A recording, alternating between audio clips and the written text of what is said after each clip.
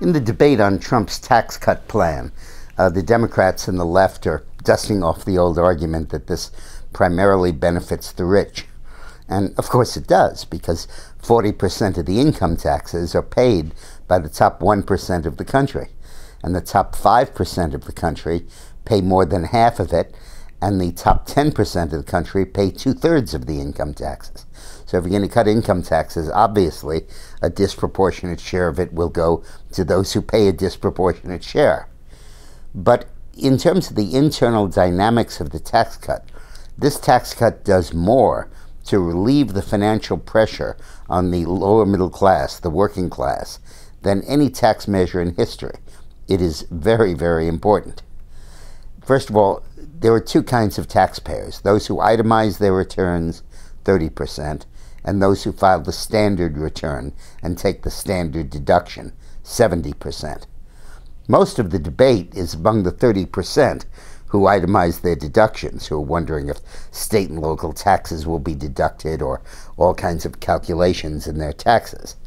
But the main impact of this cut is with the 70% that do not itemize their deductions. For them, the standard deduction is now being doubled from $12,000 a year for a family to $25,000 for a family, half that for an individual. That virtually eliminates their need to pay taxes. Right now, 47% of Americans do not pay any income tax. Under this proposal, it'll probably be up into the low 60s. And relieving the income tax burden from that 10 or 15% is an enormous change in their lives. Really a fantastic, huge improvement.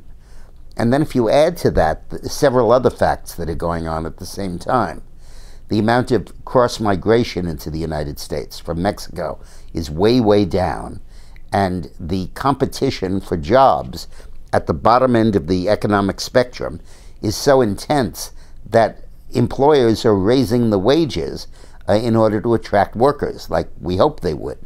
For example, Target recently announced that its minimum wage would be raised from $10 to $11 an hour this year, and over the next 3 years would go to $15 an hour.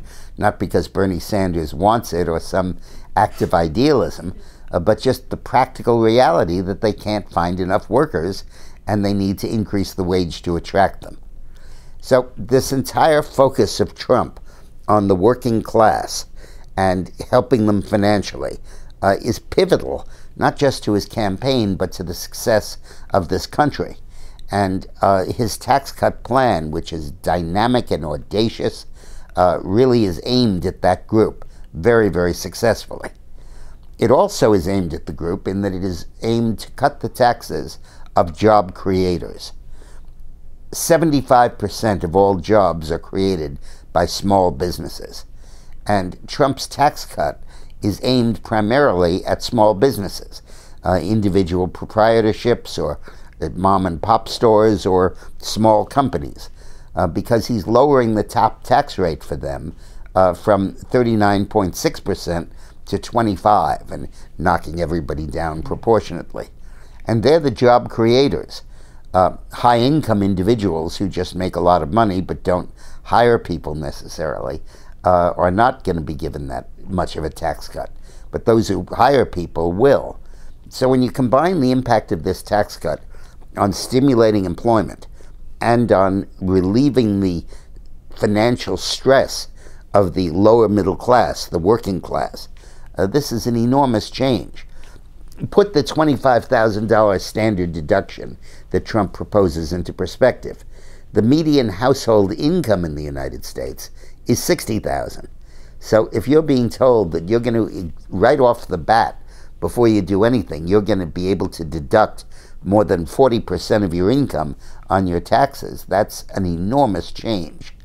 Now, unfortunately, because the media is dominated by the elites and the liberals, the crowd that treats the rest of the country as flyover territory, they don't understand the dynamics of the lower middle class or the working class. But Trump does, and his tax cut plan is aimed squarely at them. Thanks for watching.